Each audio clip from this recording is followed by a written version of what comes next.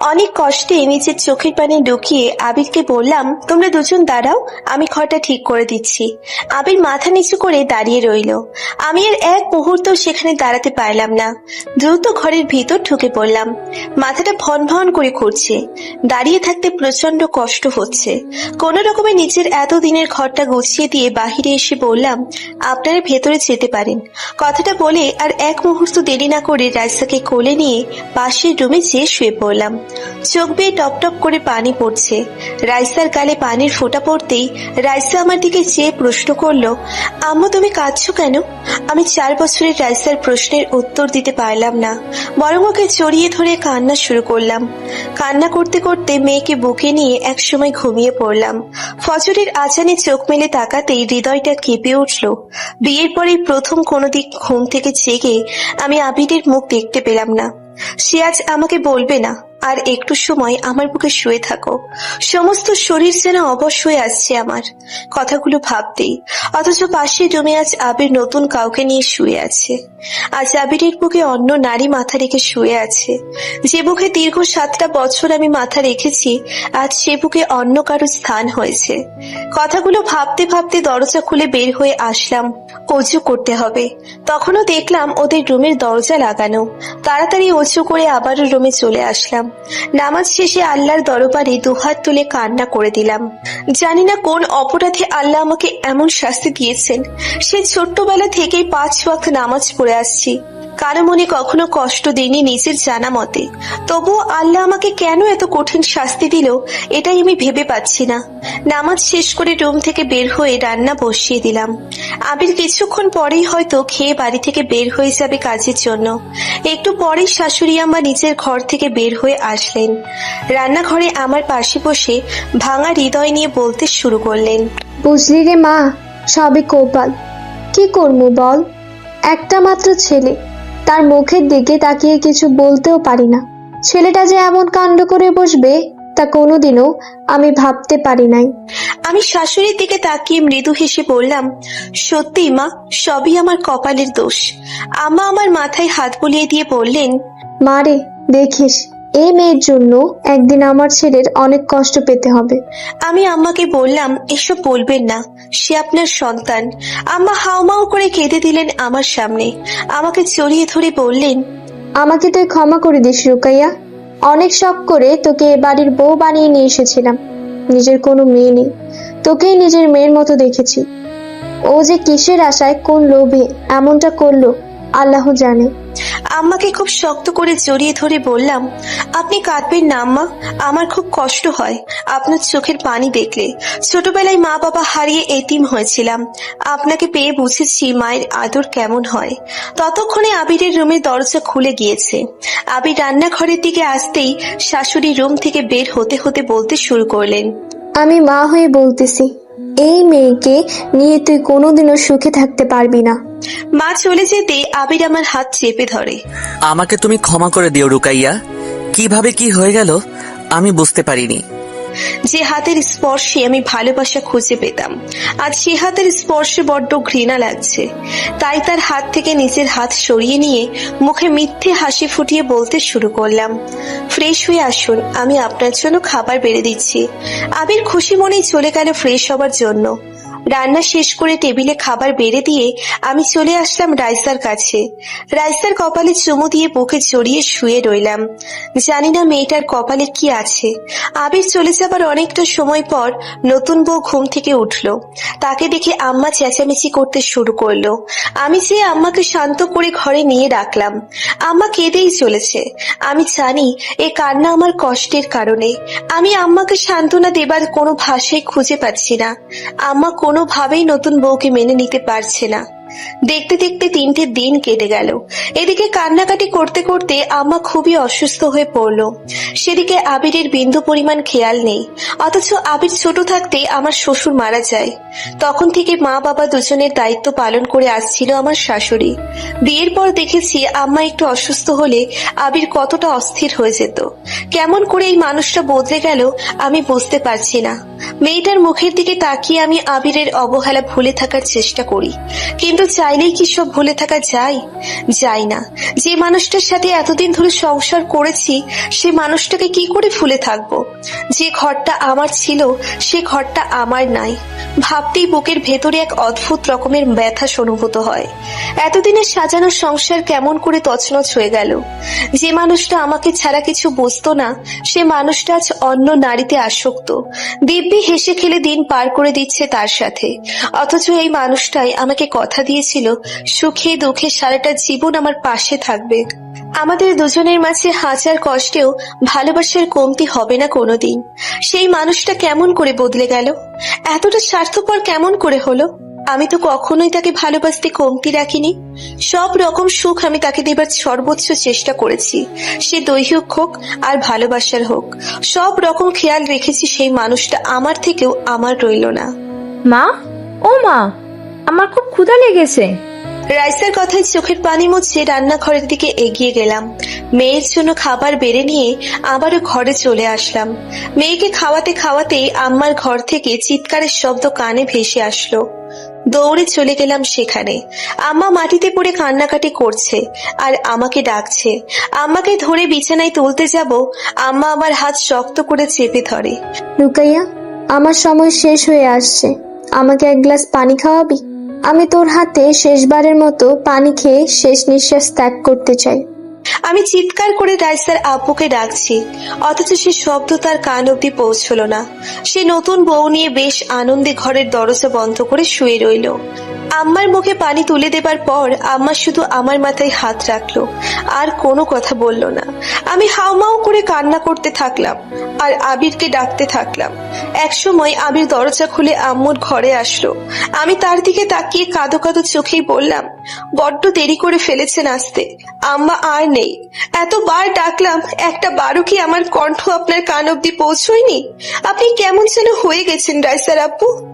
আবির আমাকে কিছুটা রাগান্বিত হয়ে বলল, বয়স হয়েছে, মারা গেছে, যার যখন সময় হবে তখন সে চলে যাবে, এটাই নিয়ম।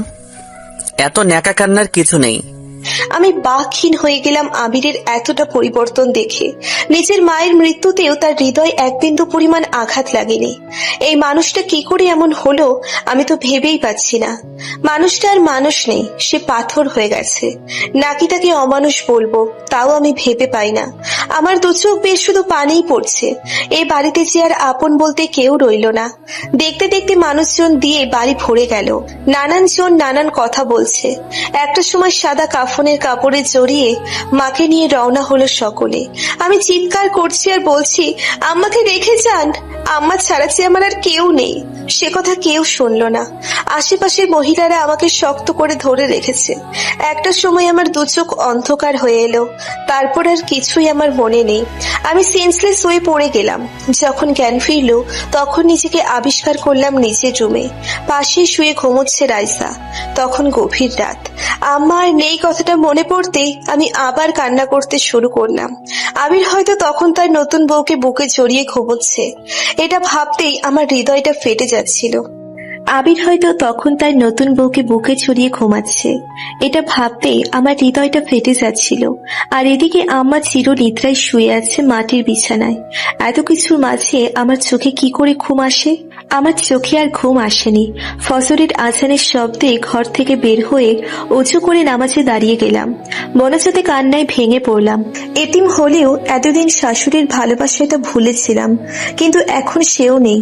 যে মানুষটা প্রথম দেখায় নাকি আমায় ভালোবেসে ফেলেছিল, সেও আজ অন্য কাউকে ভালোবাসতে ব্যস্ত। আমি কিংবা রাইসা ঠিকঠাক খেলাম কি না খেলাম সেদিকেও তার কোনো খেয়াল নেই। আমরা কেমন আছি তাও তার জানার প্রয়োজন নেই। জীবনটা অসহ্য হয়ে উঠছে প্রতিটা মুহূর্তে। নিজেকেই নিজে বলতে থাকি, আম্মা হয়তো এই দুনিয়া ছেড়ে যে ভালোই করেছে, নয়তো তার জীবনটাও হয়তো আমার মতো নরক হয়ে যেত। জীবন এমন জায়গা আর এমন মুহূর্তে নিয়ে এসেছে, চিৎকার করে কাঁদতে চেয়েও চিৎকার করতে পারছি না। আম্মা মারা যাবার 7 দিন পার হয়ে গেল। বাড়ির অবস্থা এমন যে আবির তার মাকে ভুলেই গেছে। আমি যেন আর সহ্য করতে পারছিলাম না। দিন দিন এই বাড়িটা আমার কাছে বড় বেশি অচেনা হয়ে উঠছিল।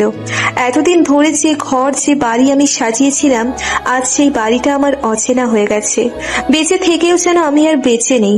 দম বন্ধ হয়ে আসে এখন এই বাড়িতে। নিঃশ্বাস নিতে খুব বেশি কষ্ট হয়। কোনো রকমে 20টা দিন কাটিয়ে দিলাম। আর পারছি না, আমার সামনে ওদের মতো ঢং হাসি খুশি চেহারা আর সহ্য করতে পারছি না। তাই সিদ্ধান্ত নিয়েই নিলাম, আর বাড়িতে নয়। সকালে ঘুম থেকে মেয়েকে তুলে সিদ্ধান্ত নিলাম চলে যাব এই বাড়ি ছেড়ে। ব্যাগ গুছিয়ে আবিরকে ডাক দিয়ে বললাম, আমি চলে যাচ্ছি, আর সাথে রাইসাকেও নিয়ে যাচ্ছি। আমাদের খোঁজার চেষ্টা করবেন না। যাওয়াটা কি খুব জরুরি? এই বাড়িতে তো থাকা খাওয়ার কোনো অসুবিধা নেই। আমি হেসে বললাম, তা নেই, তবুও কেমন জানি লাগে।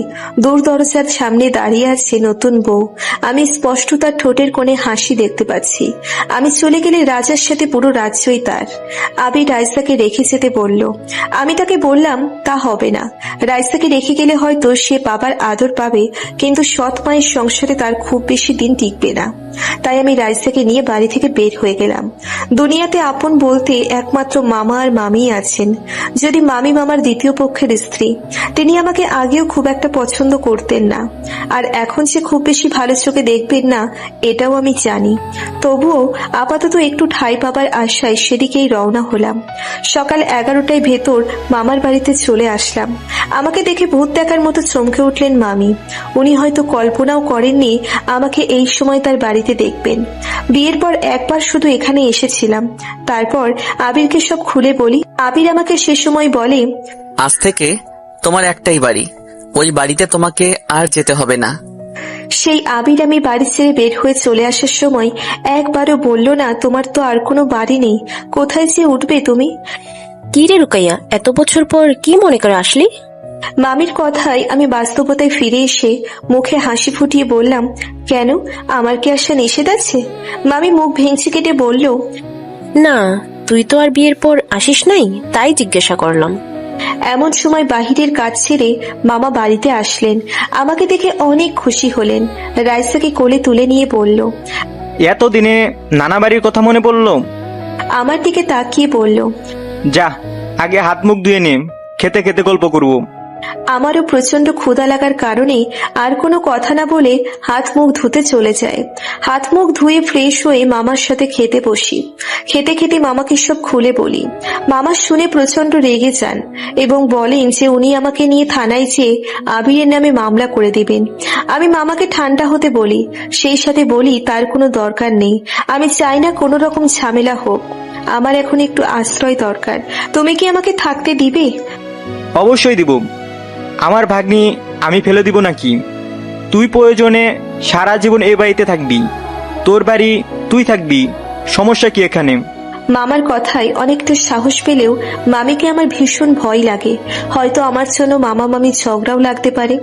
যদিও আমার মামা মামির কোনো সন্তান নেই, তবুও কেন জানি মামির মনে একটু অনুশোচনা নেই, কিংবা কখনোই আমাকে মেয়ের মতো দেখতে পারেন না। তবুও সব সহ্য করে রাইসার মুখের দিকে তাকিয়ে যে আমাকে এই বাড়িতে থাকতেই হবে। খাবার খাওয়া শেষে মামা চলে গেল বাহিরে কাজের জন্য। আমি আমার ব্যাগ আর রাইসাকে নিয়ে চললাম আমার সেই পুরনো ঘরে। ঘরটা অনেক খালি পড়ে আছে, ধুলো বালু আর মাকড়সার জালে ভরে রয়েছে। আমি আস্তে আস্তে সব গোছাতে শুরু করলাম। এ ঘরেই প্রথম আমার চোখাচোখি হয় আবিরের সাথে। সে তার মাকে নিয়ে আমাকে দেখতে আসে।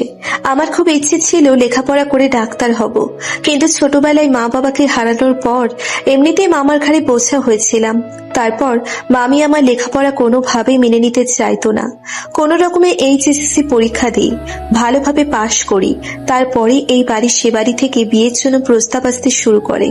প্রথমে বেশ কয়েকটা প্রস্তাব ফিরিয়ে দেই, কিন্তু মামির বাজে ব্যবহারে একটা সময় আবিরকে আর না করতে পারিনি। প্রথম দেখাতে আমারও কেন জানি আবিরকে ভীষণ ভালো লেগে যায়। ফর্সা গাল দুটো রৌদ্রে লাল টকটকে হয়েছিল। যখন আমাদের বাড়িতে সে আসলো চৈত্র মাসের কাঠ ফাটা রৌদ্রের এক বিকেলে, সে মায়ের সাথে আমাকে দেখতে আসে। আমি তাকে দেখে মুগ্ধ হই। সবচেয়ে বেশি ভালো লাগে আম্মা যখন মামাকে বলল, মেয়ে আমাদের পছন্দ হয়েছে, আমাদের কোনো কিছুর দরকার নেই, শুধু মেয়েটাকে আমার চাই। আমার এমন কথায় মনে মনে আমি আল্লাহর কাছে শুকরিয়া আদায় করে বলি, আলহামদুলিল্লাহ। মামি নানান রকম আয়োজন করে সেদিন। হয়তো আমি চলে যাব, তাতে সে ভীষণ খুশি হয়। আমি দূরে বসে দেখছিলাম আবির লাজুক ভাবে অল্প অল্প করে খাবার খাচ্ছিল। আমার ভীষণ হাসি পাচ্ছিল আবিরকে এভাবে খেতে দেখে। হঠাৎ করে আবিরের চোখে চোখ পড়তে আমি লজ্জায় সেখান থেকে দৌড়ে পালাই। তখন আমার বয়সই বা কত, 17 কি 18। যাবার সময় আম্মা আমার হাতে তার হাত থেকে খুলে বালাচোরা আমার হাতে পরিয়ে দিয়ে বলেন, এটা প্রথম দিন আমার শাশুড়ি আমাকে পরিয়ে দিয়ে দোয়া করেছিল। আজ আমি তোমাকে পরালাম, জীবনে অনেক সুখী হবে, আর অল্প দিনেই তোমাকে আমি আমার ঘরে নিয়ে যাব। সেদিনই মাকে আমার ভীষণ ভালো লেগে যায়। আমি সেদিনই ঠিক করি ওনাকে কখনো কষ্ট দিব না। সেদিন সারা রাত ঘুমাতে পারিনি, বারবার শুধু আবিরের মুখটা আমার চোখের সামনে ভেসে ওঠে। একটা মানুষ এতটা সুন্দর হয় কি করে? তার কথা বলার ধরন আমাকে সত্যিই মুগ্ধ করেছে।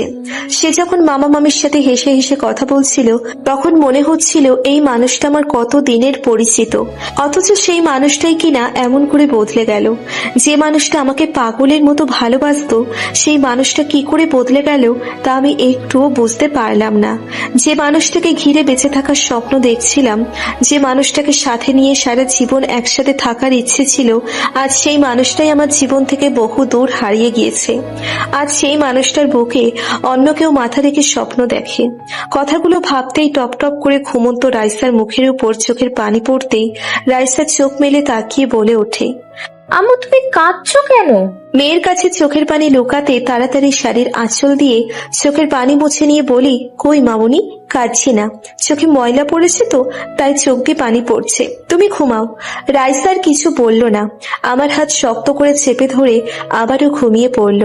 আমি ভাবছি কতদিন আমার এভাবে কাটবে। মেয়ে বড় হবে, মানুষজন হাজার রকম কথা বলবে, আমি কি পারবো সমাজের এই মানুষদের সব কথা সহ্য করে আমার মেয়েটাকে মানুষের মতো মানুষ করতে? আমি কি পারবো সমাজের এই মানুষদের সব কথা সহ্য করে আমার মেয়েটাকে মানুষের মতো মানুষ করতে? আমার নিজের সারাটা জীবন কষ্টে কেটেছে। যখনই ভেবেছি হয়তো একটু সুখে থাকবো, ঠিক তখনই আবির আর একটা বিয়ে করে ঘরে বউ নিয়ে এসেছে।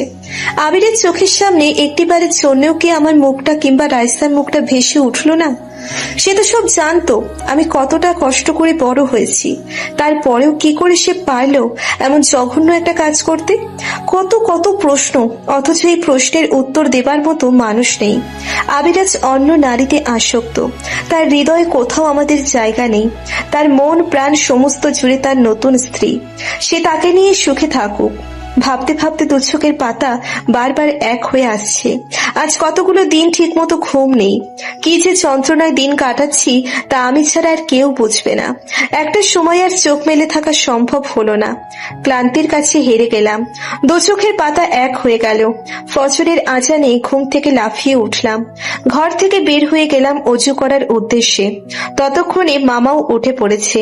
মামা আমার আগে অজু করে জলটা হাতে নিয়ে বের হতে হতে বলতো, মেলা দিন নদীতে যাই না, তোরা আসছিস, নামাজ পড়ে নদীতে যেয়ে দেখি 4টা মাছ পাই কিনা। আমি কিছু বলার আগে মামা হন হন করে বাড়ি থেকে বের হয়ে গেল। আমি অজু করে নামাজ পড়ে নিলাম। নামাজ শেষ করে বিছানায় রাইসার পাশে শুয়ে পড়লাম। বিয়ের পর অনেক সকাল হয়েছে এমন। আমি নামাজ শেষ করে আবিরের পাশ দিয়ে হাঁটাচলা করছি। হঠাৎ করে আবির আমার হাত ধরে টান দিয়ে তার বুকে মাথাটা নিয়ে গেছে। আমি যখন প্রশ্ন করতাম, কি তুমি ঘুমাওনি, তখন সে মিষ্টি করে হেসে বলতো, তুমি পাশে না থাকলে কি আর দু চোখে ঘুম আসে? মনে একটুও শান্তি পাই না তুমি পাশে না থাকলে। সেই মানুষটাই দিব্যি হয়তো ঘুমিয়ে আছে তার নতুন বউকে নিয়ে, হয়তো তাকেও এই একই কথা বলে। কথাগুলো ভাবতে ভাবতে রান্নাঘর থেকে মামির গলার শব্দ ভেসে আসলো। মামি খুব উচ্চ স্বরেই বলছে, নবাবের বেটির মতো ঘুমালে চলবে নাকি? সংসারে কি আর কোনো কাজ নেই নাকি?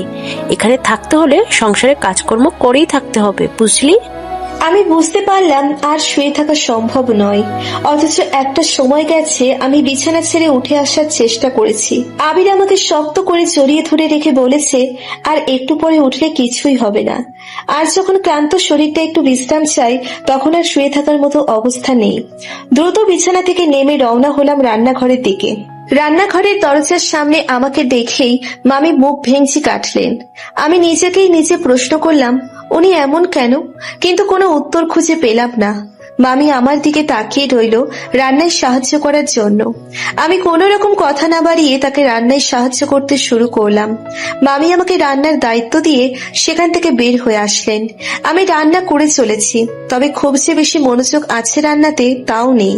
মনে মনে ভাবছি, যদি রাইসা না থাকতো তবে এই সমাজের কাউকেই মুখ দেখাতাম না, হয় গলায় দড়ি দিতাম, না হয় বিষ খেয়ে মারা যেতাম। এই পৃথিবীর মানুষগুলো কেউ আমার আপন নেই। ভাবতে ভাবতে হঠাৎ করেই গরম তেল আমার হাতে ছিটকে এসে পড়লো। অসহ্য যন্ত্রণায় আমি চিৎকার করে উঠলাম। আমার চিৎকারে মামি বাহির থেকে দৌড়ে রান্নাঘরে চলে আসলেন। মামি হাতে পানি দিতে দিতে বড় বড় চোখ করে বলতে শুরু করলেন, এতদিন সংসার করেও যে মেয়ে রান্না শিখতে পারেনি সে মেয়েকে সংসারে কেনই বা রাখবে স্বামী? মামির কথায় আমি প্রতিবাদ করলাম না। গরম তেল হাতের যে যে অংশে লেগেছে সেখানেই জ্বলে পুড়ে চামড়া উঠে মুহূর্তেই সাদা হয়ে গেছে। প্রচন্ড যন্ত্রণা হচ্ছে হাতে, দু চোখ বেয়ে পানি পড়ছে। আমি চিন্তা করতে শুরু করলাম, এই সামান্য গরম তেলেই এত কষ্ট, তাহলে গলায় দড়ি কিংবা বিষ খেয়ে যদি মারা যেতাম তাহলে কতটা কষ্টই না হতো। না, এসব ফালতু চিন্তা আর মাথায় নিয়ে আসা যাবে না, আমাকে বাঁচতে হবে। মামি আমাকে বকা দিতে দিতে বলল রান্নাঘর থেকে বের হয়ে যেতে, সেখানে থাকলে জ্বালা পোড়া আরো বাড়বে। আমি সেখান থেকে বের হয়ে আসলাম।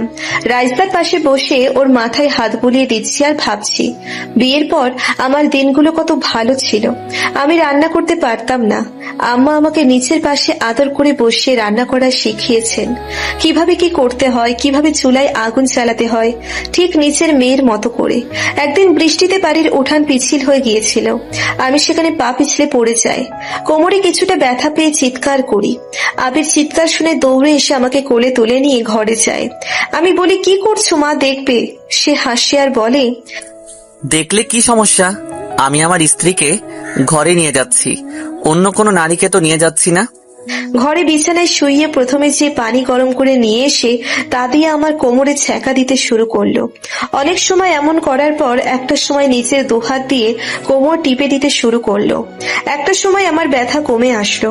সেই সাথে কখন যে দুচোখ বুঝে ঘুমিয়ে গিয়েছিলাম তাও বলতে পারবো না। যখন দুচোখ মেলে তাকিয়েছিলাম তখন গভীর রাত ছিল। চোখ মেলে নিজেকে আবিষ্কার করেছিলাম আবিরের বাহু ডোরে। কি যে সুখকর অনুভূতি ছিল সে সময়। সেই দিনগুলোই আমিও আবিরের গলায় জড়িয়ে বুকের মাঝে মাথা রেখে ঘুমিয়ে যেতাম। আজ হাতে এত যন্ত্রণা হচ্ছে, অথচ দেখার মতো মানুষ নেই, একটু মলম লাগিয়ে দেবার মতো আপন কেউ নেই, পরম মমতায় বলার মতো কেউ নেই। খুব কি চলছে জীবনটা, কেমন করে জানি পরিবর্তন হয়ে গেল। আজ একজন আপন মানুষের বড্ড বেশি অভাব অনুভব করছি জীবনে। ভাবনায় ছেদ পড়ল মামার ডাকে। কখন সে সকাল গড়াতে গড়াতে বেলা বেড়ে 11টায় বেজে গেছে সেদিকে আমার কোনো খেয়ালই নেই। আমি রাইসাকে ডেকে ফ্রেশ করে মামার পাশে যেয়ে বসলাম। মামি ভাত বেড়ে দিলে আমি রাইসার মুখে তুলে খাইয়ে দিলাম। রাইসার খুব ক্ষুধা লেগেছে, বুঝতে পারলাম ওর খাওয়া দেখে। আবিরের সংসারে আর যাই হোক আমার মেয়ের খাবারের কোনো কষ্ট হয়নি। ঘরে ওর জন্য কিছু না কিছু কিনে এনে রাখতো আবির। আর এখানে মামি একবার যা দেয় তা দুজনে চুপচাপ খেয়ে নিই। দ্বিতীয়বার আর মামির কাছে ভাত চাওয়ার মতো সাহস হয় না। এমনিতেই মামার ঘাড়ে বসে খাচ্ছি, যদি দ্বিতীয়বার খাবার চাওয়াতে মামি মুখের উপর কিছু বলে দেয় সেই লজ্জায় চাইতে পারি না। মামিও আর দ্বিতীয়বার খাবার নিতে বলে না। খাওয়া শেষ হতেই মামা বাড়ি থেকে বের হয়ে গেলেন। আমি রাইসাকে ঘরে নিয়ে যেয়ে রেখে আবার ফিরে আসলাম রান্নাঘরে। থালা বাসনগুলো নিয়ে বের হয়ে গেলাম ধুয়ে রাখার জন্য। দেখতে দেখতে এভাবেই 3টে দিন কেটে গেল। মনের ভিতর কোনো রকম শান্তিই পাচ্ছি না, বরং ভিতর ভিতর আরো বেশি জ্বলে পুড়ে ছাই হয়ে যাচ্ছি। মেয়েটাকেও ঠিক মতো খাওয়াতে পারছি না। নিজেকে বড্ড বেশি অসহায় মনে হচ্ছে নিজের কাছে। মা হয়ে নিজের মেয়ের মুখে 2 বেলা ঠিক মতো খাবার তুলে দিতে পারছি না। এর চেয়ে অসহনীয় আর কি বা হতে পারে? তেমন কোনো কিছুই আমি জানি না যে বাহিরে যেয়ে কিছু একটা করব। এদিকে গ্রামে মেয়েদের করার মতো কিচ্ছু নেই। মাথার ভিতর যখন 1000 রকম চিন্তা ঘুরপাক খাচ্ছে ঠিক তখনই বাহির থেকে মামির ভাইয়ের ছেলের কণ্ঠস্বর ভেসে আসলো। এই লোকটা প্রচন্ড বাজে চরিত্রের। স্কুল কলেজে যাবার সময় দেখতাম নেশা করে রাস্তার ভিতর মেয়েদের সাথে বাজে ব্যবহার করত, মাঝে মাঝে মেয়েদের ওড়না ধরে টানাটানি করত, এমনকি কখনো কখনো তাদের শরীরেও হাত দিত। ছোটবেলা থেকেই এই লোকটাকে আমি প্রচন্ড রকমের ভয় পাই। আগে যখন লোকটা আমাদের বাড়িতে আসতো আমি কোনো না কোনো বাহানা দেখিয়ে বাড়ি থেকে বের হয়ে যেতাম। এই লোকটার চাহনি খুবই বাজে। মামি বাহির থেকে ডাকতে শুরু করলো আমাকে। লুকাইয়া, কই গো, বাহিরে আসো, মেহমান আসছে। আমি মামিকে বলে দিলাম আমার শরীরটা ভালো লাগছে না, আমি বের হব না। মামি কিছু সময় একা একাই বক বক করলো। এমন সময় তার ভাইপো জব্বার বলে উঠলো, ফুপু থামো, তোমার ভাগ্নি তো রঙ্গিলা রূপবান, সে কি পর পুরুষের সামনে আসবে? মামির সাথে সাথেই বলে উঠলো, অমন রূপ থেকে লাভ কি? যে রূপে স্বামীকে বেঁধে রাখতে পারোনি, স্বামীকে আরেকটা বিয়ে করতে হয়েছে। আমার তো মনে হয় নিশ্চয়ই কোনো সমস্যা আছে, না হলে ওর স্বামী কেন আবার বিয়ে করবে? মামির মুখে এমন বাজে কথা শুনবো আগে কখনোই ভাবিনি। চোখ দিয়ে টপ টপ করে বৃষ্টির মতো পানি পড়তে শুরু করলো। আমি একদম স্তব্ধ হয়ে গেলাম। জব্বার মিয়া বলতে শুরু করলো, আরে ফুপু, এইসব মেয়েদের ওষুধ কি তা আমার জানা আছে। এখন তুমি ঘরে চলো, প্রচন্ড ক্ষুধা লাগছে, খাবার দিবে। দুজন কথা বলতে বলতে সেখান থেকে চলে গেল। আমি জানি জব্বার মিয়া খুব একটা সুবিধার লোক না, যতটুকু সম্ভব তাকে এড়িয়ে চলতে হবে, না হলে কখন কোন অঘটন ঘটিয়ে ফেলে বলা যায় না। দুপুরে মামা বাড়িতে আসতেই জব্বার মিয়া বাড়ি থেকে বের হয়ে গেল। আমি রাইসাকে সঙ্গে নিয়ে খেতে বের হলাম। খাবার টেবিলে মামি কিচ্ছু বলল না, বরং না চাইতেও দ্বিতীয়বার প্লেটে ভাত তুলে দিল। আমার কাছে মনে হলো আজ অনেকদিন পর পেট ভরে ভাত খেলাম। রাইসাও আজ মনে হয় তৃপ্তি নিয়ে খেলো। মামি কিছু বলতে চেয়েও বলতে পারছে না, কেমন জানি আমতা আমতা করছে। আমি আর সেদিকে খেয়াল করলাম না। খেয়ে রাইসাকে সঙ্গে নিয়ে উঠে নিজের রুমে চলে আসলাম। দু চোখে ঘুম লেগে আসছে, এমন সময় টিনের চালে বৃষ্টির টপ টপ শব্দ কানে ভেসে আসতেই দু চোখ খুলে গেল। বিয়ের বছর দুয়েক পরের ঘটনা, তখনও আমাদের মাঝে কত ভালোবাসা। একদিন রাতে খাওয়া শেষ করে বিছানায় এসে শুয়ে পড়েছি, এমন সময় প্রচন্ড জোরে বৃষ্টি শুরু হলো। আমি জানালা খুলে দুহাত বাড়িয়ে দিয়ে বৃষ্টি ছুঁয়ে দিচ্ছি। হঠাৎ করেই আবির ঘরে ঢুকে পেছন থেকে আমাকে জড়িয়ে ধরলো। আমি বলে উঠলাম, কি করছেন? তেমন কিছু না, বউকে একটু আদর করছি। আমি লজ্জা পেয়ে, ইস কি সব বলেন আপনি। আচ্ছা, তোমার কি বৃষ্টি খুব পছন্দ? আমার ভীষণ পছন্দ।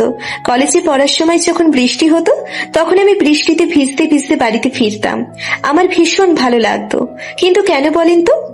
না, এমনি। এই বাড়িতে আসার পর তো তোমাকে কখনো বৃষ্টিতে ভিজতে দেখিনি। আমি হাসতে হাসতে বললাম, কি করে দেখবেন, এখন তো আর বৃষ্টিতে ভিজি না। বিয়ের পর মেয়েদের অনেক শোক আহ্লাদ ত্যাগ করতে হয়, নয়তো নাকি সংসার সুখের হয় না। আচ্ছা, তোমাকে এসব আজগুবি কথা কে বলেছে? মানুষের মনে সুখ আহ্লাদ না থাকলে সে সংসার কি করে সুখের হয়? আমি আবিরের প্রশ্নের কোনো উত্তর দিতে পারিনি। এক দৃষ্টিতে বাহিরে তাকিয়েছিলাম। হঠাৎ করেই আবির আমাকে কোলে তুলে নেয়। আমি তাকে বলি, কি করছেন? সে কোনো উত্তর না দিয়ে হাসে। আমি মুগ্ধ হই তার হাসিতে। সে আমাকে নিয়ে ঘর থেকে বের হয়ে আসে। ঝুম বৃষ্টিতে সে আমাকে কোলে নিয়ে বাড়ির উঠানের মাঝে এসে দাঁড়ায়। তার কপালে বেয়ে টপ টপ করে বৃষ্টির পানি আমার গালে মুখে পড়তে থাকে। লজ্জায় আমি চোখ মেলে তাকাতে পারছিলাম না। বৃষ্টির সাথে শোষ করে বাতাস হচ্ছিল। চারিপাশে গাছের পাতারা যেন সে বাতাসে নিজেদের মতো শব্দ করে নৃত্য করে যাচ্ছিল। মাঝে মাঝে আকাশে বজ্রপাতের শব্দে আমার চোখের পাপড়ি কেঁপে কেঁপে উঠছিল। আমি সেই শব্দে শক্ত করে আবিরের পিঠ খামচে ধরেছিলাম। আমার কাছে তখন মনে হচ্ছিল আমি পৃথিবীর সবচেয়ে সুখী নারী। কে বলে বিয়ের পর নিজের সব সুখ বিসর্জন দিতে হয়? আবিরের মতো বর যার ভাগ্যে আছে সে ভাগ্যবতী। একটা সময় মেঘের গর্জন বাড়তে থাকে। আমি কাঁপা কাঁপা কণ্ঠে আবিরকে বলি, চলো, আর ভিজবো না, আমার ভীষণ ভয় করছে। আবির শব্দ করে হেসে ওঠে। আমি চোখ মেলে তাকিয়ে দেখি সে হাসি, এত সজীব আর প্রাণবন্ত হাসি, আমি যেন নিজেকে হারিয়ে ফেলি সেই হাসিতে। একটা মানুষের হাসিও এত সুন্দর হতে পারে? আমি আবিরের দিকে এক দৃষ্টিতে তাকিয়ে নিজেকে নিজেই প্রশ্ন করি। হুট করে আবির প্রশ্ন করে, এমন করে তাকিয়ে কি দেখছো? আমি লজ্জায় অন্যদিকে মুখ লুকিয়ে বলি, কিছু না। এত সময় ধরে আমাকে কোলে নিয়ে দাঁড়িয়ে আছেন, আপনার কষ্ট হচ্ছে না? আমাকে নামিয়ে দিন। আবির আবারও সেই মুগ্ধ করা হাসি দিয়ে আমাকে আরেকটু উপরের দিকে তুলে নিয়ে বলে, হ্যাঁ, একটু যে কষ্ট হচ্ছে না তা ঠিক নয়, তবে সে কষ্ট এখনই পুষিয়ে নিচ্ছি। বলে তার ঠোঁটজোড়া নামিয়ে নিয়ে আসে আমার ঠোঁটে। হঠাৎ বজ্রপাতে বাস্তবতায় ফিরে আসি। রাইসাকে বুকে টেনে শক্ত করে জড়িয়ে ধরে রাখি, যেন এই শব্দে ওর ঘুম ভেঙে না যায়। মানুষের জীবনে হয়তো সুখের সময় খুব কম, তবে সেই সুখের স্মৃতি মানুষ সারা জীবন বয়ে বেড়ায়। প্রতিদিন প্রতিক্ষণে মানুষ কষ্টের সাথে মোকাবেলা করে, তাই তো সুখের স্মৃতিগুলো মানুষ খুব সহজে ভুলতে পারে না। আমার জীবনের হয়তো সুখের মুহূর্তগুলো চলে গিয়েছে, তবে সময় সে মুহূর্তগুলো রঙিন হয়ে আছে আমার সমস্ত হৃদয় জুড়ে। তাই তো চাইলেও খুব সহজে তা আমি ভুলে যেতে পারবো না আমি ভুলে যেতে আবিরকে। জীবনের 7টি বছর যে মানুষটাকে ভালোবেসে কাটিয়েছি, যে মানুষটার ভালোবাসায় কাটিয়েছি, যে মানুষটার সাথে আমার সব সুখের স্মৃতি, সেই মানুষটাকে কি করে ভুলে যাব? তাকে ভুলতে না পারলেও তার থেকে বহু দূরেই আমাকে থাকতে হবে। আমার মেয়েটার জন্য খুব কষ্ট লাগে। ছোটবেলায় বাবা মা হারিয়ে আমি এতিম হয়েছিলাম, আর আমার মেয়েটা বাবা থাকতেও তার আদর থেকে বঞ্চিত হচ্ছে। মেয়েটার মাথায় হাত বোলাতে বোলাতে চোখের পানি মুছে বুকের সাথে শক্ত করে চেপে ধরে একসময় ঘুমিয়ে পড়লাম। একসময় বৃষ্টি থেমে গেছে, টিনের চালের টপ টপ শব্দ কিংবা গাছের ডালপালাটাও তাদের শব্দ থামিয়ে দিয়েছে। হঠাৎ বাহির থেকে মামার ডাকে ঘুম থেকে জেগে উঠি।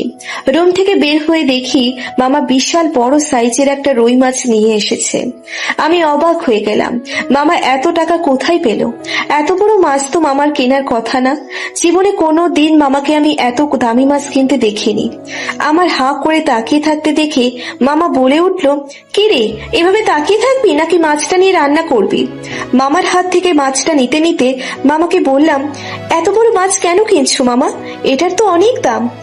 আরে আমি কিনি নাই, দুপুরে জব্বার মেয়ে আইছিল না, সে কিনা দিছে। তুই বাড়িতে আইছিস তাই কিনা দিছে। ও তো এখন অনেক বড় ব্যবসায়ী, বাজারের মেলা টাকা পয়সার মালিক। তাই এখনো আমার অনেক সম্মান করে। আমার ইচ্ছে না থাকলেও মাছটাকে নিয়ে রান্নাঘরের দিকে ঢুকতে শুরু করলাম। আমি ভালো মতোই বুঝতে পারছি জব্বার মিয়ার নিশ্চয়ই কোনো মতলব আছে, তা না হলে সে এত টাকা দিয়ে মাছ কিনে দেবার লোক না। মাছ কাটতে কাটতে হারিয়ে গেলাম আবিরদের বাড়িতে প্রথম যেদিন মাছ কিনে আনা হয় সেই দিনে। কি পরিমাণ লজ্জায় পড়েছিলাম তা মনে হলে এখনো একা একা হাসি। বিয়ের 3 কি 4 দিন পরের কথা। আবির সকালের নাস্তা শেষ করে বাড়ি থেকে বের হবে, এমন সময় মা ডেকে বলল, বাজান, হাত থেকে আসার সময় মাছ মাংস কিনা নিয়ে আসছো। আবির মাথা নাড়িয়ে চলে গেল। আমি আর আম্মা নাস্তা করে উঠানের মাঝে বসে আছি। আম্মা আমার মাথার চুল বেনি করে দিচ্ছে আর তার গল্প বলছে। এমন সময় আবির বাড়ির বাহিরে থেকে আম্মাকে আর আমাকে ডাকতে ডাকতে বাড়ির ভিতর ঢুকলো। তার মুখে রাজ্য বিজয়ের হাসি, আর হাতে ইয়া বড় একটা বোয়াল মাছ। মুখে হাসি নিয়ে আবির বলতে শুরু করলো, আজ এই বোয়াল মাছ রুকাইয়া কেটে রান্না করবে, আর আমরা খাবো। আমি একবার আবিরের মুখের দিকে তাকাই, আর একবার মাছের দিকে। মাছটা যদি নদীতে থাকতো আর আমাকে একা পেত, তাহলে মনে হয় না 1 মিনিটও সময় লাগতো আমাকে হজম করে ফেলতে। আমি আম্মার হাত শক্ত করে ধরে বললাম, ও আম্মা, আমি পারবো না, আমার ভীষণ ভয় লাগে। আমার কথা শুনে তারা মা ছেলে কি হাসা, আর আমি যতবারই মাছটার দিকে তাকাই ততবারই মনে হয় মাছটা বড় বড় চোখ করে আমার দিকে তাকিয়ে আছে। আমি আম্মার পিছনে যেয়ে দাঁড়ালাম।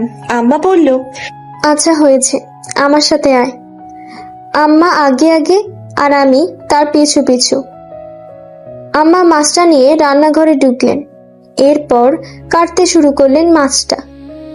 মাছ কাটা শেষ হওয়া পর্যন্ত যেন আমার ভয়ের কমতি ছিল না। শীতের ভিতরেও আমি ঘেমে একাকার হয়ে গিয়েছিলাম। এরপর জীবনে কত মাছ কেটেছি আম্মাকে সাথে নিয়ে, তখন আর ভয় লাগেনি।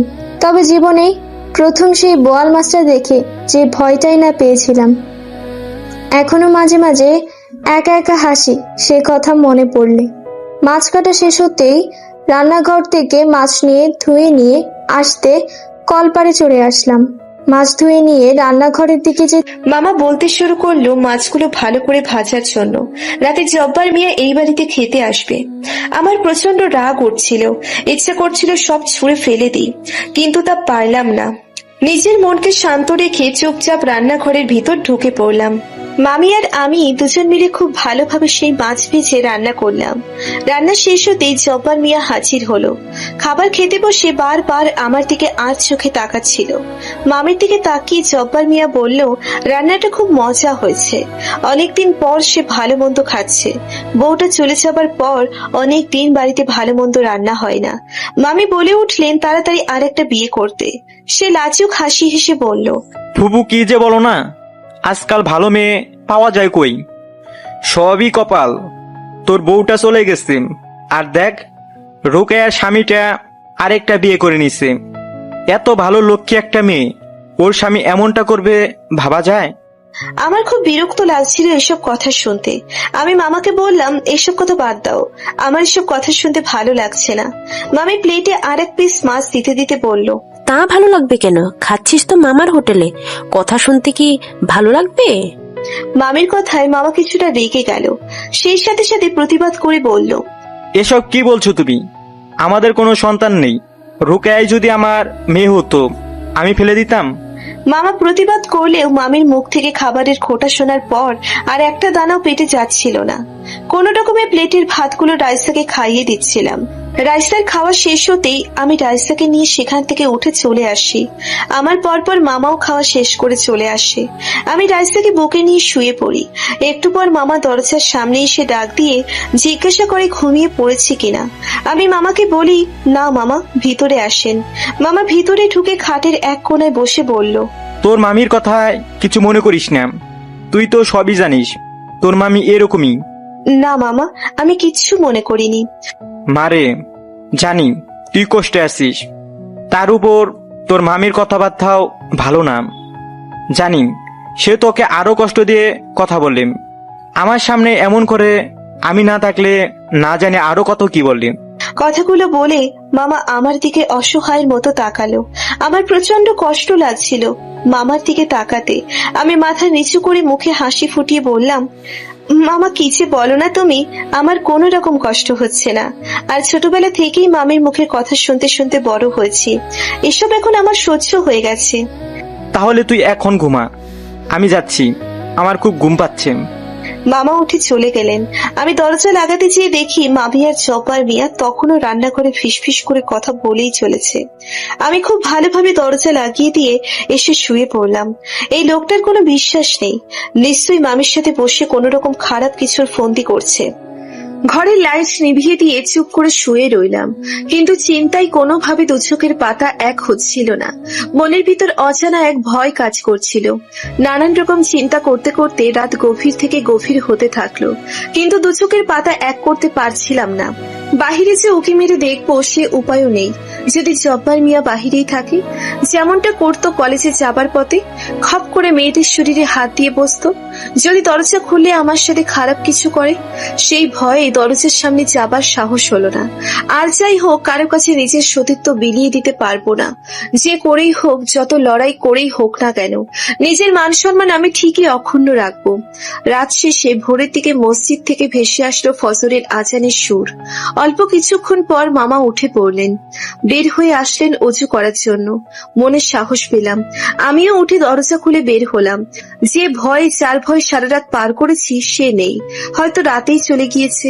মামি একা রুমে ঘুমোচ্ছে। দরজার সামনে দাঁড়িয়ে আছি। মামার অজু করা শেষ হলে মামা বাড়ির বাহিরে চলে গেল। আমি যে অজু করে নিজের রুমে এসে দরজা লাগিয়ে জায়নামাজে বসে পড়লাম। নামাজ শেষে আল্লাহর কাছে দুহাত তুলে মোনাজাতে বললাম, আল্লাহ, আপনি হেফাজতকারী, আমাকে হেফাজত করুন।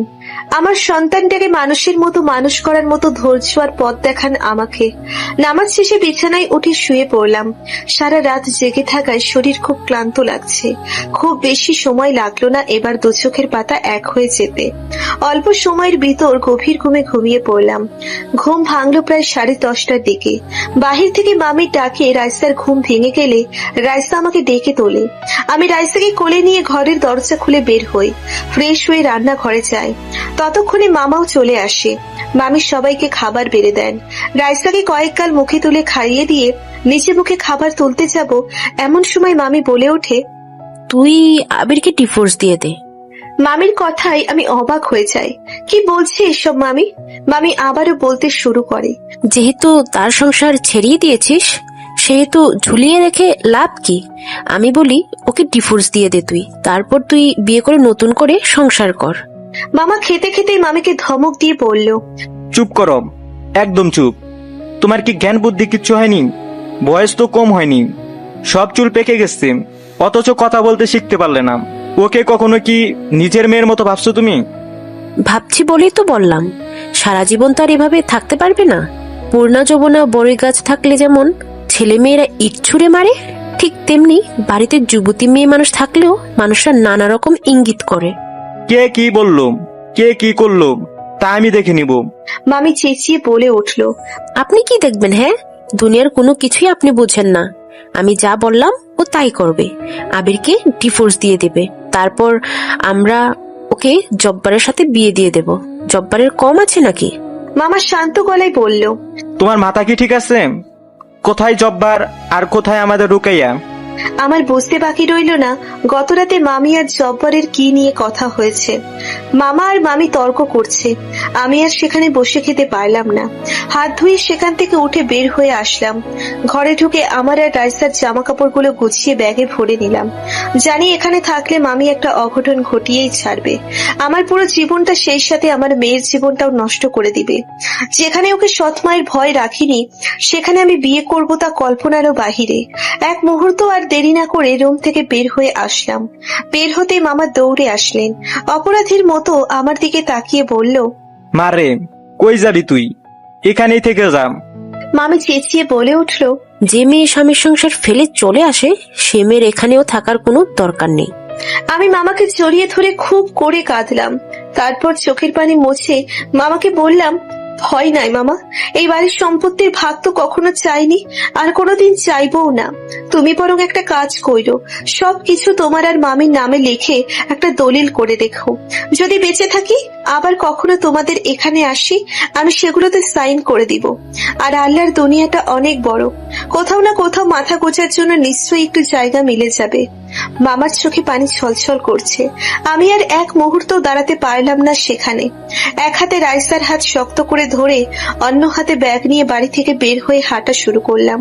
হাঁটতে হাঁটতে অনেক চিন্তা করে দেখলাম এখানে আর নয়, আমাকে ঢাকা যেতে হবে। কিন্তু আমার কাছে কোনো টাকা পয়সা নেই, কিভাবে যাব? বাজারে এসে পরিচিত স্বর্ণকারের দোকানে গেলাম। আমাকে এতদিন পরে দেখেও চাচা চিনতে পারলেন। আমি শাশুড়ি আম্মার দেওয়া বালা দুটো খুলে চাচাকে দিয়ে বললাম, এগুলো রেখে আমাকে কিছু টাকা দেন। চাচা অবাক হয়ে গেল, কি সমস্যা জানতে চাইলেন। আমি বলতে না চাইলেও সে জোরাচুরি করাতে তাকে সব খুলে বললাম। সেও তার চোখের পানি ধরে রাখতে পারল না।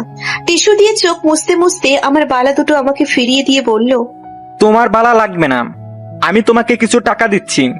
আমি বললাম, না চাচা, আপনি এই দুটো রেখেই টাকা দিন। যদি উপকার করতে চান তবে এই বালা দুটো বিক্রি করবেন না। আমি শহরে যে কিছু একটা করে এই দুটো নিয়ে যাব। চাচা বলল, আমি যতদিন বেঁচে আছি এ বালা বিক্রি করব না, তুমি যখন পারবে এসে নিয়ে যাবে। আমি চাচার কাছ থেকে টাকা নিয়ে বাসে উঠে রওনা হলাম অচেনা শহর ঢাকার উদ্দেশ্যে। শুনেছি ঢাকা শহর নাকি মানুষের ভাগ্য বদল করে দেয়। আমার মতো অভাগীর কপালে কি আছে তা তো শুধু আল্লাহই জানে। ভাবতে ভাবতে একটা সময় বাসের সিটে ঘুমিয়ে গেলাম। চোখ মেলে যখন তাকালাম তখন বাহিরে ছিঁড়ি বৃষ্টি হচ্ছে। সন্ধ্যা হয়ে এসেছে। আকাশ কিছুটা কালো, কিছুটা লাল বর্ণের রং সেজেছে। রাইসা বুকের মাঝে ঘুমিয়ে রয়েছে। মেয়েটার মুখ শুকিয়ে গিয়েছে। মেয়েটা আর আগের মতো চঞ্চলও নেই। দেখে খুব মায়া লাগছিল, তাই বুকের সাথে চেপে ধরে কপালে একটা চুমু দিলাম। রাত 9টার দিকে ঢাকায় এসে নামলাম। লাল হলুদ হরেক রকম আলোতে চোখ জুড়িয়ে যাবে যে কারো। তবে আমার প্রচন্ড ভয় লাগছিল। জীবনে কখনো ঢাকা শহরে আসিনি। কোথায় যাব, কার কাছে যাব? এ শহরে যে আমার পরিচিত কেউ নেই। এত রাতে কোথাও বাড়ি ভাড়াও পাওয়া যাবে না। কে দিবে আমাকে আশ্রয়?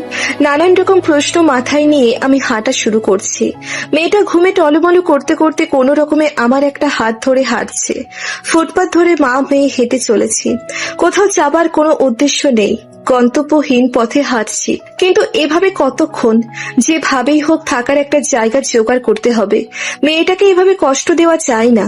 হাঁটতে হাঁটতে ক্লান্ত হয়ে একটা চায়ের দোকানের সামনে এসে দাঁড়ালাম। দোকানে একজন বয়স্ক মহিলা। তার কাছ থেকে কিছু বিস্কিট আর রুটি কিনে নিয়ে দুজন খেয়ে একটা বেঞ্চে বসে রইলাম। রাত যত বাড়ছে ভয় ততই বেড়ে চলেছে। এ শহরে জীবনের নিরাপত্তা পাবো তো? দেখতে দেখতে একটা সময় দোকানি মহিলা আস্তে আস্তে সবকিছু গুছিয়ে নিতে শুরু করলো। একটা সময় সব গুছিয়ে নিয়ে তার ছোট্ট টঙের দোকান বন্ধ করে দিল। এত সময় তার আমার দিকে খেয়াল না থাকলেও এখন বেঞ্চ নেওয়ার সময় আমাকে প্রশ্ন করলো, তুমি কোথায় যাবে মা? কেন জানি মন থেকেই ওনাকে মন থেকে মা বলে ডেকে উঠলাম। বললাম, আমার এ শহরে যাবার কোনো জায়গা নেই। উনি একটা দীর্ঘশ্বাস ছেড়ে বলল, এভাবে তো বাইরে থাকতে পারবে না। শকুনের দল যে কোনো সময় হামলা করে তোমাকে খাপলে খাবে। তুমি এক কাজ করো, আমার সাথে চলো। আমি কি করব বুঝে উঠতে পারছিলাম না। এত রাতে একটা মেয়ে মানুষ বাহিরের রাস্তায় থাকা নিরাপদ নয়, এটা বেশ ভালোই বুঝতে পারছিলাম। আবার বৃদ্ধ মহিলার সাথে যাব, তার অসুবিধে যদি হয়। এইসব ভাবতে ভাবতে উনি আবার বলে উঠল, তুমি ভয় পেও না, আমার সাথে চলো। আমি আর এক মুহূর্ত সেখানে দাঁড়িয়ে না থেকে তার সাথে হাঁটা শুরু করলাম। প্রায় 15-20 মিনিট ওনার সাথে হাঁটার পর একটা বস্তির ভিতর প্রবেশ করলাম। আস্তে আস্তে ওনার টিনের ঘরে প্রবেশ করলাম। ঘরটা ভালোই বড়, তবে মানুষও কম না। ওনার মেয়ের সাথে 2 নাতনি। মেয়েটার বয়স আমার মতোই হবে। মেয়েটা আমাকে বলল, আপা, আপনারা দুজন হাত মুখ ধুয়ে নেন, আমি খাবার রেডি করছি। পেটে প্রচন্ড ক্ষুধা, কি ভাববে জানি না। তাড়াতাড়ি রাইসাকে নিয়ে কল থেকে হাত মুখ ধুয়ে নিলাম। আলু ভর্তা, মসুর ডাল আর ছোট মাছ রান্না হয়েছে। খুব তৃপ্তি নিয়ে খেলাম। খাওয়া শেষ হবার পর আমার জীবনের সব ঘটনা বললাম। শুনে খুব কষ্ট পেলেন ওনারা। সে মাও বলতে শুরু করলেন, কি করবে মা বলো, ভাগ্যে যা আছে তাই হবে। দেখো না, আমার মেয়েটার স্বামী 2 বছর আগে রোড অ্যাক্সিডেন্টে মারা গেছে। মেয়েটা গার্মেন্টসের চাকরি করে। আমি দিনের বেলায় মানুষের বাড়িতে কাজ করি আর সন্ধ্যার পর থেকে ওই দোকানটা চালাই। তাতে করে আল্লাহর রহমতে আমার ভালোই কেটে যাচ্ছে। আমি মাকে বললাম আমাকে একটা ঘর জোগাড় করে দিতে, সাথে যে কোনো একটা কাজ জোগাড় করে দিতে। উনি বললেন কালকেই ঘর জোগাড় করে দিবে, আর সকালে কাজে বের হয়ে দেখবেন কোনো বাড়িতে লোক লাগে কিনা। বাড়িতে কাজ করলেও অনেক টাকা পাউন চাইবো, তাতে করে আমাদের দুজনের বেশ ভালো করে দিন কেটে যাবে। ওনাদের ব্যবহারে আমি অনেক খুশি হলাম। এই পৃথিবীতে আমার চেয়েও অনেক অসহায় মানুষ আছে। এই যে যাকে মা ডাকলাম, তার মেয়েটার জীবনে কি কম কষ্ট? এত অল্প বয়সে বিধবা হয়েছে, দুটো মেয়ে, তাদের নিয়ে গার্মেন্টসে কাজ করে দিব্যি দিন চালিয়ে দিচ্ছে। সে তুলনায় আমি অনেক ভালোই আছি। হয়তো স্বামী পাশে নেই, তবুও সে আছে তো। কথাগুলো ভাবতে ভাবতে একসময় ঘুমিয়ে পড়লাম। রাতে বেশ ভালো ঘুম হয়েছে। আজ এক ঘুমে সকাল হয়ে গেছে। ফজরের আজানে উঠে নামাজ পড়লাম। মা আর তার মেয়ের সাথে ঘরের কাছে হাত লাগাতে চাইলে মেয়েটা বলল, আপা, আপনি আমাদের বাসায় যে কয়দিন আছেন মেহমান, আপনি কোনো কাজ করবেন না। নিজের অজান্তেই চোখে পানি চলে আসলো। যেখানে নিজের বাড়িতে নিজের মামি বলেছে কাজ না করলে খাবার দিবে না, সেখানে অপরিচিত এক বোন, এক মা নিজের মেয়ের মতো বলছে তুমি তো মেহমান, তোমাকে কোনো কাজ করতে হবে না, এ বাড়িতে যতদিন থাকবে। এর চেয়ে বড় প্রাপ্তি আল্লাহর দুনিয়াতে আর কি হতে পারে? নিজের মনে অনেক সাহস হচ্ছে। নিজেকে নিজেই বলতে শুরু করলাম, আমি এ শহরে আর একা নই। একটা কথা প্রচলিত আছে, আপনের চেয়ে পর অনেক ভালো। আজ তার বাস্তবিক প্রমাণ পেলাম। সবার সাথে সকালের নাস্তা করে নিলাম। পারুলাপা আর মা বের হয়ে গেলেন তাদের কাজে। তাদের বাচ্চা দুটোকে আমাদের সাথে বাসায় রেখে গেলেন। মা বললেন আসার সময় ম্যানেজারের সাথে কথা বলবেন, পাশে একটা ঘর খালি আছে, সে ঘরটা আমাকে ভাড়া দেবার জন্য। আমি ওদের 3 জনকে সাথে নিয়ে ঘরে বসে বসে গল্প করছি। 3 জনই প্রায় সমবয়সী। রাইসারও অল্পেতেই ওদের সাথে বেশ জমে গেছে। দুপুরে মা খুশি খুশি মনে এসে বললেন ম্যানেজারের সাথে কথা বলেছেন, সে ঘরের চাবি দিয়ে দিচ্ছে। আজ রাত থেকেই আমি ওই ঘরেতে থাকতে পারবো। সেই সাথে একটা বাড়িতে কাজেরও ব্যবস্থা করেছেন। এত খুশিতে আমি মাকে জড়িয়ে ধরে বললাম আলহামদুলিল্লাহ। মা বললেন পরদিন সকালেই আমাকে সে বাড়িতে নিয়ে যাবেন। এখান থেকে 10 মিনিটের মতো লাগবে হেঁটে যেতে।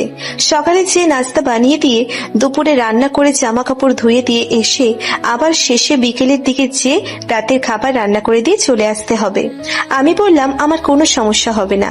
লোকটার স্ত্রী মারা গেছে, দুটো ছেলে মেয়ে দুজনেই বিদেশে থাকে, তবে এখন বাংলাদেশে 2-3 মাস থেকে আবার চলে যাবেন।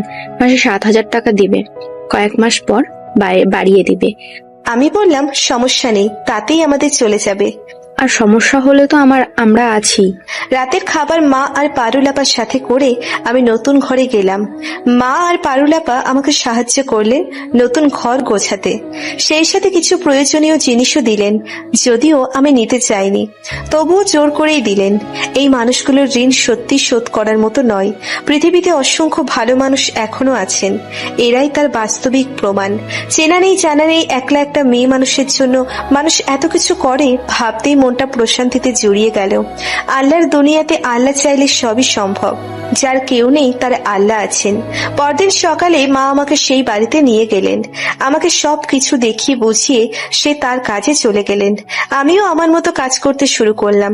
খুব অল্প সময়ের ভিতর আমার জীবনের সবকিছু ওলটপালট হয়ে গেলেও আমি হতাশ হলাম না। সেই সাথে আল্লাহর উপর পূর্ণ বিশ্বাস আর আস্থা রাখলাম।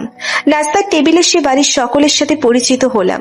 লোকটার বয়স বেশি ভালোই হবে, আমার মামার বয়সী। ছেলে মেয়ে দুটোও প্রায় সমবয়সী হবে, 2-1 বছরের ছোট বড় হবে। তাদের ব্যবহারও খুব ভালো। প্রথম দিন নাস্তা করে আমার বেশ প্রশংসা করলেন। আমি সকালের নাস্তা বানিয়ে দিয়ে বাসায় এসে রাইসা আর পারুলাপার মেয়ে টিনা আর টুম্পাকে একসাথে নিয়ে নাস্তা করে ওদের গোসল করিয়ে রেডি করে রেখে আবার চলে আসলাম দুপুরের খাবার রান্না করার জন্য। এভাবেই দিন চলে যেতে থাকলো। এবাড়িতে সকলে আমার বেশ প্রশংসা করতে লাগলো কাজের আর রান্নার। সারাদিনের কাজ শেষ করে এসে রাতে আমরা সকলে একসাথে রাতের খাবার খেয়ে গল্পগুজব করতে থাকি। পারুলাপা মাঝে মাঝে বলে তার গার্মেন্টসে কাজ করতে ভালো লাগে না, কিন্তু অন্য কাজ করবে তাতে টাকা কম, সেই টাকা দিয়ে মেয়ে দুটোকে সাথে নিয়ে থাকতে খুবই কষ্ট হবে। আমি পারুলাপাকে বলি কষ্ট হলেও করতে হবে, ওদের ভবিষ্যতের কথা চিন্তা করে হলেও। মাঝে মাঝে খুব খারাপ লাগে। আমি নারী বলে কি আমার কোনো সম্মান নেই? গার্মেন্টসে কাজ করি বলে কি শরীরটা যাকে তাকে দিয়ে দিতে হবে? তুমি জানো না, সহকর্মী থেকে ম্যানেজার কারো চোখ থেকে যেন দেহটা রেহাই পায় না। সকালে চোখ দিয়ে খুবলে খুবলে খায়, সুযোগ পেলে হয়তো আরো বড় কিছু করে ফেলতে। আমি বললাম যতটুকু পারো নিজেকে সামলিয়ে রেখো আপু, আমাদের গরিবদের থাকার ভিতর আছে এই সম্মানটুকু, এটুকু হারালে হয়তো আর বেঁচেই থাকতে ইচ্ছে করবে না। এভাবেই দিনগুলো মোটামুটি বেশ ভালোই কেটে যাচ্ছিল। শহরে এসে মা পেয়েছি, একটা বোন পেয়েছি আরো 2টো সন্তান। এর চেয়ে শান্তির আর কি হতে পারে? এত কিছুর পরেও রাতের আধারে ঠিকই বুকের মাঝে চিনচিনিয়ে ব্যথা অনুভূত হয়। সেই মানুষটাকে ভেবে যাকে বড্ড বেশি ভালোবেসেছিলাম। যত বেশি সেই মানুষটাকে ভুলে থাকতে চাই, তত বেশি করে তার কথা মনে পড়ে। আসলে চাইলেই আমরা সবকিছু ভুলে যেতে পারি না। কথাগুলো ভাবতে ভাবতে রাইসাকে বুকে জড়িয়ে একসময় ঘুমিয়ে পড়লাম। পরের দিন কাজে আসার পর জানতে পারি ছেলে মেয়ে দুজন আজ রাতেই চলে যাবে বাংলাদেশ ছেড়ে। আমি মনে মনে খুশিই হলাম, কিন্তু সেই খুশি যে খুব বেশি সময়ের জন্য হবে না তা বুঝতেই পারিনি। আমি নিজেকেই নিজে বলতে থাকি সব সময় আমার সাথেই কেন এমন হবে। আমি খুব অবাক হই, সেই সাথে একদম নির্বাক হয়ে যাই যে বাড়িতে আমি কাজ করতাম সেই ভদ্রলোকের ব্যবহারে। গতকাল রাতেই তার ছেলে মেয়ে দুজন বিদেশে চলে গেছে, আর আজ দুপুরে কিনা সে আমার শরীর স্পর্শ করতে আসে। ছি, ভাবতেই অবাক লাগে মানুষ এতটা নীচ আর জঘন্য হতে পারে। বাবার বয়সী একজন মানুষের চোখেও এই দেহটা নিরাপদ নয়। সকালের নাস্তা বানানোর সময় লোকটা হুট করে এসে পেছন থেকে জাপটে ধরে আমাকে। এসব কি করছেন? ছাড়ুন আমাকে, নয়তো আমি চিৎকার করব বলেই আরো শক্ত করে আমাকে দুহাত দিয়ে চেপে ধরে। আমি প্রচন্ড রকমের ভয় পেয়ে যাই, শরীরের সমস্ত শক্তি দিয়ে তার হাত থেকে নিজেকে বাঁচানোর চেষ্টা করি, সেই সাথে চিৎকার চেঁচামেচিও করতে থাকি। তারপরেও উনি আমাকে ছাড়তে চাইছেন না। তখন বাধ্য হয়ে একটা সময় হাতে থাকা রুটি বেলার বেলুন দিয়ে ওনার মাথায় আঘাত করি। লোকটা আমাকে ছেড়ে দেন, সেই সাথে আমার চিৎকারে আশেপাশের মানুষজন জড়ো হয়ে যান। অনেকে বলতে থাকেন ওনার এই খারাপ ব্যবহারের জন্যই কেউ এ বাড়িতে কাজ করতে চান না। সেখান থেকে কেউ একজন হয়তো পুলিশে খবর দেন, অল্প সময়ের ভেতরেই পুলিশ চলে আসে এবং সব ঘটনা শুনে তাকে ধরে নিয়ে যান। মুহূর্তের ভিতর আমার সব স্বপ্ন ভেঙে চুরমার হয়ে গেল। আমি আস্তে আস্তে হেঁটে বাড়ি ফিরে আসি। ঘরে এসে চুপচাপ শুয়ে থাকি। আমাকে চুপচাপ শুতে থাকতে দেখে দুপুরে মা এসে প্রশ্ন করে শরীর খারাপ কিনা। আমি মাকে জড়িয়ে ধরে হাউমাউ করে কান্না করে দিই, তাকে সব খুলে বলি। মা শুনে খুব কষ্ট পায়, বলে মানুষটারে বাহির থেকে তো ভালোই দেখায়, কিন্তু মনটা এত খারাপ তা তো জানতাম না। আমি মাকে বললাম সবই আমার ভাগ্য। তুই চিন্তা করিস না, তোর জন্য অন্য কোথাও কাজ দেখবো। আমি মাকে বললাম না, আমি আর মানুষের বাড়িতে কাজ করব না, অন্যভাবে প্রতিষ্ঠিত হব। মা আর কিছু বললেন না, মাথায় হাত রেখে বললেন দোয়া করি যেন তুই সফল হতে পারিস। আমি চিন্তা করতে শুরু করলাম কিভাবে সফল হওয়া যায়। রাতে পারুল আপাও মন খারাপ করে বাসায় ফিরলেন। জিজ্ঞাসা করলাম কি হয়েছে। পারুল আপু বললেন গার্মেন্টসে আর যাবেন না, নানান রকম সমস্যার কথা বলতে শুরু করলেন। আমি ওনাকে সান্ত্বনা দিয়ে বললাম বেশ তো, আর যেতে হবে না, আমরা এখন নিজেরাই কিছু করব। কিন্তু কি করব তাই ভেবে পাচ্ছিলাম না। হঠাৎ করে মাথায় বুদ্ধি আসলো পারুল আপা তো গার্মেন্টসে চাকরি করে, সে সেলাই করতে পারবে, আর আমিও নকশি কাঁথা সেলাই করতে জানি। পরদিন সকালে আমার জমানো টাকা আর পারুল আপাকে সাথে নিয়ে যে একটা সেলাই মেশিন আর গজ কাপড় কিনে নিয়ে আসি। আপা অনেক খুশি হলেন নিজের মেশিন পেয়ে। শুরু করলাম দুজন নতুন করে লড়াই। প্রথমে আমরা দুজন নিজেদের খরচ দিয়েই কাঁথা আর কিছু ড্রেস বানালাম, তা নিয়ে বিভিন্ন মার্কেটে ঘুরে ঘুরে বিক্রি করতে থাকলাম। আস্তে আস্তে আমাদের অর্ডার বাড়তে থাকলো। আমরা প্রথমে ছোট্ট একটি দোকান ভাড়া নিলাম, সেই সাথে খুঁজে বের করলাম আমাদের মতো যারা কষ্ট করে সমাজে বেঁচে আছে তাদেরকে। পারুল আপা আর আমি মিলে তাদেরকে নকশি কাঁথা আর সেলাইয়ের কাজ শেখাতে থাকি। আস্তে আস্তে মার্কেটে আমাদের পণ্যের বেশ চাহিদা বাড়তে থাকে, সেই সাথে আমাদের খারাপ সময়গুলো কেটে যেতে থাকে। পারুল আপাকে এখন আর গার্মেন্টসে যেতে হয় না, মাকে মানুষের বাড়িতে কাজ করতে হয় না, রাতে ফুটপাতে চা বিক্রি করতে হয় না। সেই সাথে আমাদের দোকানটাও অনেক বড় হয়। 20 জন অসহায় মহিলা আমাদের দোকানে কাজের সুযোগ পায়। এভাবেই কেটে যায় 3টি বছর। আমি আস্তে আস্তে দুঃখের সময়গুলো ভুলে যাবার সর্বোচ্চ চেষ্টা করি। সেই সাথে স্বপ্ন দেখি আরো বড় হবার। যখন দোকানে অসহায় মানুষগুলোর মুখের হাসি দেখি, তখন সত্যি সত্যি আমি সব দুঃখ কষ্ট ভুলে যাই। মনে হয় এরাই তো আমার সব। আমি চিন্তা করি আরো মানুষের কর্মসংস্থান কিভাবে করা যায়। একদিন চিন্তা করি গ্রামে যেতে হবে, মায়ের হাতের সেই বালা দুটো নিয়ে আসতে হবে, সেই সাথে মামাকে সব সম্পত্তিগুলো লিখে দিয়ে আসবো। যেই ভাবা সেই কাজ। একদিন পারুল আপাকে সব বুঝিয়ে দিয়ে ছুটে আসি গ্রামে, সোজা সেই দোকানটায় চলে যায়। আমাকে দেখে চিনতে চাচার একটুও ভুল হয়নি। চাচাকে সব বলার পর সে আরো খুশি হয়। আমি যখন চাচার হাতে টাকাগুলো তুলে দিয়ে মায়ের হাতের সেই বালাগুলো নিয়ে হাতে পরে নিই, তখন চাচা বললেন মারে, পাপ বাপ কেউ ছাড়ে না। আমি চাচার কথা শুনে প্রচন্ড চমকে যাই এবং প্রশ্ন করি, চাচা আপনি এমন করে কেন কথা বলছেন? চাচা হাসতে হাসতে বললেন, তোমার স্বামী আবির এখন অর্ধ পাগল হয়ে এ রাস্তায় রাস্তায় ঘুরে বেড়ায়। তার নতুন স্ত্রী সকল সম্পত্তি নিজের নামে লিখে নিয়ে বাড়ি থেকে বের করে দিয়েছে। কথাটা শোনার সাথে সাথে বুকের ভেতরটা মোচড় দিয়ে উঠল। সে আমার সাথে যতই অন্যায় করুক তবুও সে আমার স্বামী। আমি চাচাকে প্রশ্ন করলাম আবিরকে কোথায় পাবো। বেশিরভাগ সময়ই বাইরে থাকে, তবে সন্ধ্যার পর পর আম্মার কবরের পাশে যে বসে থাকে। আমি চাচার কাছ থেকে বিদায় নিয়ে সেখান থেকে চলে আসলাম। মামার বাড়িতে পথে রওনা হলাম। হাতে যথেষ্ট সময় আছে সন্ধ্যা হতে, তাই চিন্তা করলাম মামার নামে সব সম্পত্তির দলিলগুলো লিখে দিয়ে যাব, যাতে এখানে আসার জন্য আর কোনো রকম পিছু টান না থাকে। কিন্তু মামার বাড়িতে সে আরো বড় চমক অপেক্ষা করছিল, তা আমি ভাবতেও পারিনি।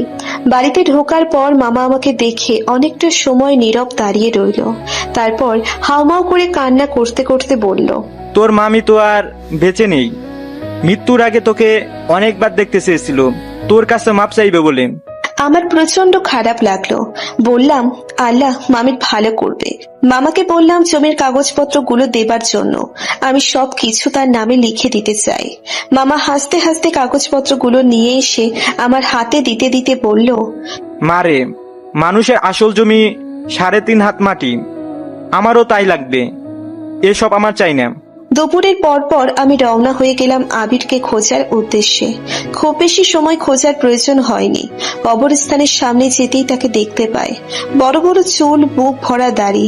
মানুষটা আমাকে দেখিয়ে ফ্যাল করে তাকিয়ে রইল। আমার বড্ড মায়া হলো তার জন্য। ফেলে রেখে চলে আসতে পারলাম না। সঙ্গে করে নিয়ে রওনা হলাম ঢাকার পথে। ঢাকায় নিয়ে এসে ভালো ডাক্তার দেখাতে শুরু করলাম। সেই সাথে নিজের ব্যবসা কিভাবে বড় করা যায় সেদিক দিয়ে দিন রাত সকলে পরিশ্রম করতে শুরু করলাম। এভাবেই কেটে গেল জীবন থেকে আরো 20 বছর। আর এই তো আমি এখন আপনাদের সামনে একজন পরিচিত মুখ, একজন আইডল। তবে এখানে আসতে আমাকে কম পরিশ্রম, কম ত্যাগ স্বীকার করতে হয়নি। ভিড়ের ভিতর থেকে একজন মহিলা সাংবাদিক বলে উঠল, আপনার স্বামীকে এত সহজে মেনে নিলে কি করে? একটু হেসে জবাব দিলাম, আমাদের তো বিচ্ছেদ হয়নি। আর আমি প্রায় 3.5 বছর একা থেকে বুঝেছি এ সমাজে একজন স্বামী ছাড়া নারীর অবস্থান কোথায়। অল্প বয়সী থেকে বুড়ো কেউ ছাড় দিতে চায় না। শরীরের সাথে না পারলে চোখ দিয়ে গিলে খেতে চায়। আর আবির ইচ্ছে করে এমন করেনি। দেশে এখনো অনেকেই আছেন নানান রকম কুফুরি করেন। আবির তার শিকার হয়েছিল। যখন আবির সুস্থ হয় তখন আমরা সব জানতে পারি। আর একজন বলে উঠল, আপনার স্বামী আর আপনার মেয়ে কোথায়? অল্প কিছু সময়ের ভিতরে চলে আসবে। মেয়েদের জন্যই তো আজ এত আয়োজন। আমার একটা মেয়ে নয়, 3টে মেয়ে। আর 3জনই ডাক্তার হয়ে আজ বাংলাদেশে আসছে। আবির আর পারুলাপা ওদের নিয়ে সোজা এখানে চলে আসবে। তারপরেই এই হাসপাতালের উদ্বোধন করব আমরা। আর এটা সেই জায়গা যা আমার মামা মারা যাবার আগে দিয়ে গেছেন। আমার মায়ের সম্পত্তি, যেখানে আমার 3 মায়ের নামে এই হাসপাতাল নির্মিত হচ্ছে। আপনি সত্যি মহান। জীবনে এত ত্যাগ স্বীকার করার পরেও সবাইকে কত আপন করে নিয়েছেন। আমরা সকলে আপনার কাছে কৃতজ্ঞ। আমি মহান নই, পুরো নারী জাতি মহান। আমরা হাজারটা ত্যাগ হাসি মুখে স্বীকার করে নিই। এই যে আপনারা পরিবার প্রিয়জনদের মুখে হাসি ফোটানোর জন্য এই পেশাকে বেছে নিয়েছেন, আপনারা মহান। প্রতিটা মা মহান, প্রতিটা মেয়ে মহান, এক কথায় প্রতিটা নারী মহান। আমরা স্বার্থহীন ভাবে ভালোবেসে যেতে পারি।